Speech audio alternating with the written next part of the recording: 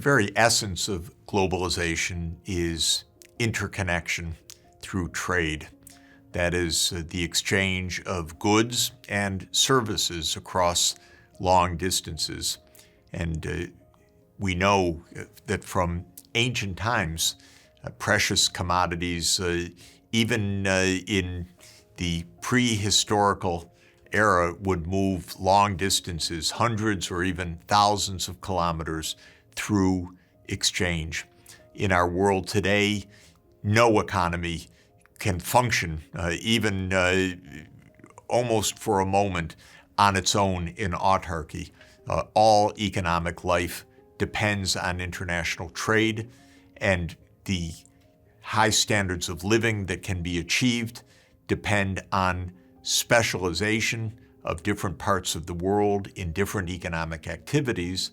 and then the satisfaction of needs of each of those places by selling those commodities in which they have specialized and buying those commodities from the rest of the world in which those other regions have specialized. In other words, international trade is the very key and essence of prosperity. This was the central message of Adam Smith, writing in 1776 in The Wealth of Nations, a magnum opus, a great work, which essentially invented the modern science of economics. And Adam Smith's great observation was that global free trade would raise living standards for all of the world, that trade between nations should be viewed as a win-win proposition, because by enabling trade, by allowing trade as a matter of public policy, by keeping borders open and allowing the free flow of goods and services across national boundaries, each place in the world could specialize, could find its niche depending on its local ecology, its natural resource base, the tastes and the culture of the local population, and meet its needs by exporting its goods and importing goods and services from the rest of the world. It's for that very reason that Adam Smith said, famously, as we have discussed, that connecting the world through trade is of decisive importance, so much so that Smith pointed to the voyages of Christopher Columbus in the 1490s and Vasco da Gama at the end of the 1490s, the first connecting Europe and the Americas, and Vasco da Gama connecting Europe and Asia through navigation along the western edge of Africa around the Cape of Good Hope and into the Indian Ocean to reach India and other locations in the Indian Ocean, that it was those voyages of interconnection that were the most significant events in the history of mankind, because, as Adam Smith said, they connected all the world together and enabled, at least in principle, each part of the world to help to meet the needs and the wants of other parts of the world. Well, given how central trade is, it's not surprising, therefore, that the location of trade routes is also of great significance in shaping history and determining the patterns of each age of globalization. Trade routes come in many forms: along rivers, as I've discussed, over land, as I've mentioned, with the highways of the ancient world being the dryland or grassland steppe regions of Eurasia, which connected Western Eurasia, the Roman Empire, with Eastern Eurasia, the Han Empire along the Silk Roads. Coastal-based trade, connecting the large population centers that naturally developed along coasts precisely so that they could take advantage of sea-based trade. and also the transoceanic sea routes that connected distant parts of the world by ocean-based trade, and those particular land masses, including islands along those ocean-based trade routes, benefited tremendously as becoming great port regions or trading regions of the world. So we will pay a lot of attention to the specific trade routes. For example, the Silk Road connecting East and West Eurasia is of significance over the course of at least 2 millennia, because the routes between Europe and China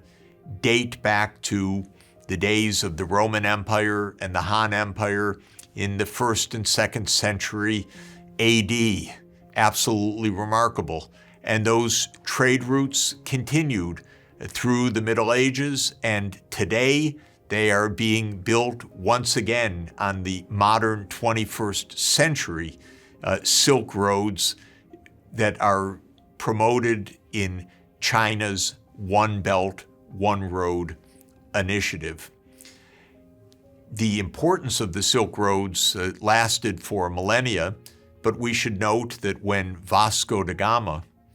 discovered that it was possible to navigate from Western Europe around the Cape of Good Hope and into the Indian Ocean for trade between Europe and Asia, because of the low costs of sea-based trade compared to overland trade, the Silk Roads diminished in historic significance for many, many centuries. But with the advent of fast rail and low-cost fiber that connects the world now through digital technologies, those Silk Roads are once again becoming central for the future of the countries of Europe, Central Asia, and East Asia. So a historic trade route is once again becoming central in the 7th age of globalization, in the digital age.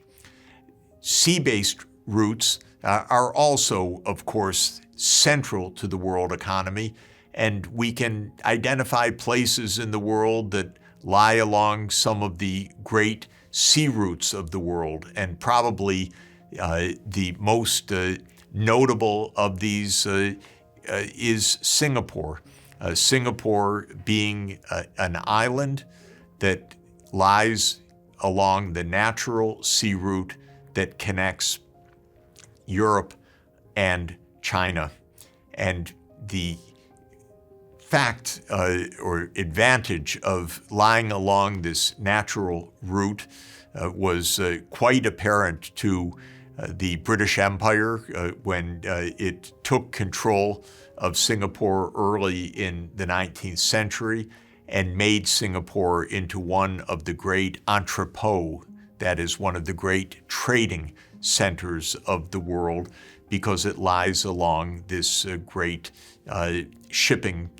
lane between Europe and Asia. And it's for that reason, as well as remarkable leadership in Singapore in modern times, that Singapore has become one of the richest places in the entire world. The advantage of geography that has been utilized and leveraged by good strategy and political leadership to produce a remarkable degree of prosperity. China's noted all of this in championing interconnections in the modern age, in our age of digital technologies, in the Belt and Road Initiative, which you can see here in schematic form. China's idea is that 21st century technologies, for example, fast rail for freight and passengers, fiber connectivity 5G networks across the Eurasian landmass, modern ports that use sea-based trade to connect China, the Southeast Asian nations, the Pacific Island nations, Southern Asia with India, with Bangladesh, Pakistan, Western Asia in the Arabian Peninsula, and East Africa, all into an interconnected sea-based trade along the Indian Ocean. And we will continue to have changes in the direction of trade routes in the 21st century by virtue of changes in the Earth's climate. One of the implications of our warming climate is the decrease of sea ice in the Arctic regions. And the decrease of sea ice is opening up sea routes in the Arctic regions of the world, and specifically the likelihood of a major shift of sea-based trade connecting Asia and Europe, no longer through the Indian Ocean, but around northern Russia, from China to northern Russia, along the Arctic Sea, and to Western Europe. And so there is a scramble for new development economically and even militarily in the Arctic regions of the world, meaning that global climate change again will shuffle the cards in the patterns of globalization and change the direction of trade.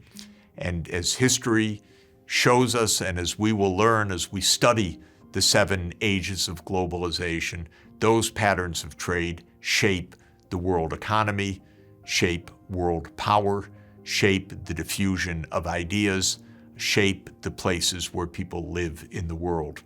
So another crucial area where physical geography is a great determinant of the world's division of labor, the exchange of goods, and the location of populations. Again, demonstrating that physical geography, together with changing technologies, together with changing institutions of politics and culture, shape globalization and will continue to shape the new digital age, the 7th age of globalization that we now live in the 21st century.